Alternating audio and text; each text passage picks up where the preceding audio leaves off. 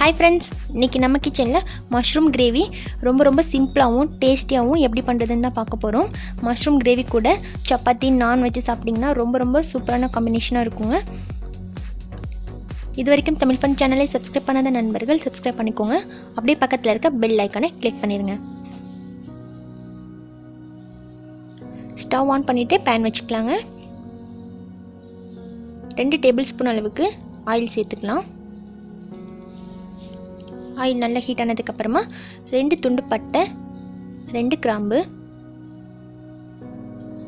அப்புறமா 1 டீஸ்பூன் ஜீரகம் சேர்த்துட்டு நல்லா பொரிய விட்டுருங்க. நல்லா பொரிஞ்சு வந்ததுக்கப்புறமா 2 பெரிய சைஸ் வெங்காயம் பொடியாக கட் பண்ணி வச்சுருக்கேன், அதையும் சேர்த்துக்கலாம். சேர்த்துட்டு நல்லா வதக்கி விட்டுடலாங்க.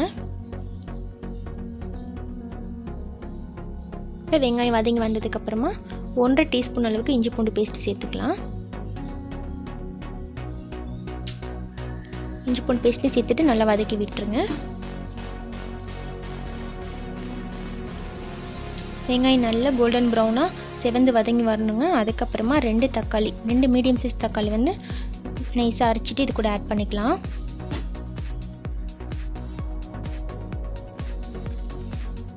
கூடவே 2 பச்சை மிளகாய், அப்புறமா 1 டீஸ்பூன் கரம் மசாலா,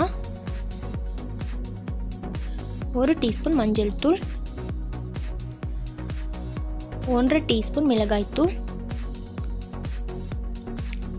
2 டீஸ்பூன் ஜீரகத்தூள் சேர்த்துட்டு நல்லா மிக்ஸ் பண்ணி விட்டுருங்க. மசாலாலாம் சேர்ந்து நல்லா வதங்கி வரட்டுங்க. எண்ணெய் பிரிகிற அளவுக்கு நல்லா வதங்கி வரணும். இப்போ இதுக்கு மசாலாவுக்கு தேவையான அளவுக்கு உப்பு சேர்த்துக்கலாம்.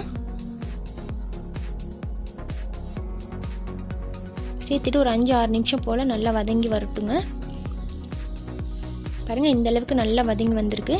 இப்போ இது கூட 200 கிராம் அளவுக்கு மஷ்ரூம் எடுத்து வச்சுருக்கேன். மஷ்ரூம் ஆட் பண்ணிக்கலாம்.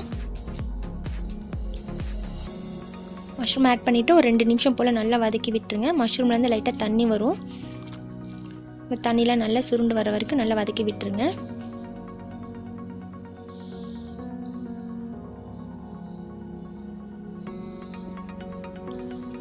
இப்போ இந்த அளவுக்கு நல்லா வதங்கி வந்ததுக்கப்புறமா இது கூட 1 கிளாஸ் அளவுக்கு தண்ணி சேர்த்துக்கலாங்க.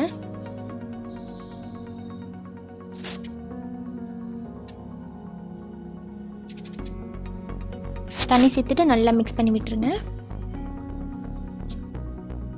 மிக்ஸ் பண்ணிவிட்டு இப்போ நம்ம க்ளோஸ் பண்ணி வச்சிடலாங்க. 5 நிமிஷம் போல் நல்லா வெந்து வரட்டும். இப்போ நல்லா கொதிச்சிட்ருக்கு. இப்போ ஒரு தடவை நல்லா கலந்து விட்டுடலாம். உங்களுக்கு கிரேவி அதிகமாக வேணும் அப்படின்னா கொஞ்சமாக வெங்காயம் தக்காளி கூட நீங்கள் எக்ஸ்ட்ரா ஆட் பண்ணிக்கலாம். இப்போ திரும்ப க்ளோஸ் பண்ணி வச்சுட்டு ஒரு 5 நிமிஷத்துக்கு அப்புறமா ஓப்பன் பண்ணி பார்க்கலாங்க. பாருங்கள், கிரேவி ரெடி ஆயிடுச்சு. நல்லா திக்காக க்ரீமியாக நல்லா டேஸ்டியாக ரெடி ஆயிடுச்சு பாருங்கள். மேலே கொஞ்சமாக கொத்தமல்லி இலை கலத்து விட்டு சர்வ் பண்ணிடலாங்க. சுவையான மஷ்ரூம் கிரேவி ரெடி ஆயிடுச்சு. இதே மாதிரி நீங்களும் வீட்டில் ட்ரை பண்ணி பாருங்கள். இந்த வீடியோ உங்களுக்கு பிடிச்சிருந்துச்சுன்னா மறக்காமல் லைக் பண்ணி உங்கள் ஃப்ரெண்ட்ஸ்க்கும் ஷேர் பண்ணுங்கள். தேங்க்யூ.